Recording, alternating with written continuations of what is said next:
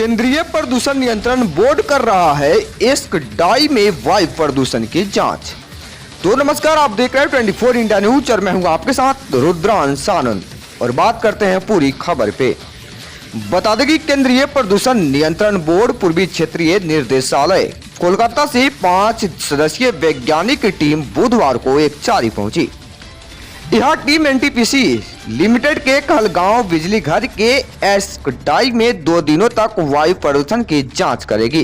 केंद्रीय टीम एकचारी के पश्चिम टोला भोसलर निवासियों के आवेदन पर वस्तु स्थिति की जांच कर रही है। इन लोगों ने पीएमओ एवं इस आशय की शिकायत थी बिजली घर के चारों ओर करीब 20 से 25 हजार की आबादी प्रदूषण झेल रही है। कहा जाता है कि ग्रामीण श्वास संबंधित बीमारी से ग्रसित हो रहे हैं। इस्क डाई से उड़ने वाले राख से लोगों को अलग परेशानी है। इस प्रभाव फसलों एवं जमीनों को भी उर्वरता पर ही असर डालता है।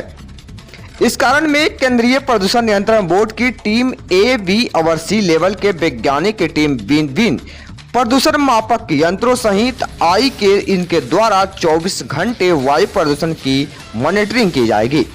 प्रदूषण मापक यंत्रों को एकचारी हाई स्कूल, भोसलर के पंचायत सरकार भवन और घनौरा पंचायत के मजाद गांव के गौरव यादव के घर पर लगाया गया है।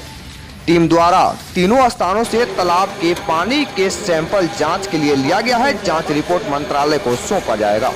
रिपोर्ट के आधार पर सरकार कार्रवाई करेगी। जांच टीम को एकचारी पंचायत के मुख्य प्रतिनिधि प्रमोद मंडल, सुनील कुमार चौधरी, शक्ति कौशल, लव कुमार, अमरीश कुमार और जय गुरु ने सहयोग कर रहे हैं। 24 India news channel team Abhimanyu Singh की खास रिपोर्ट।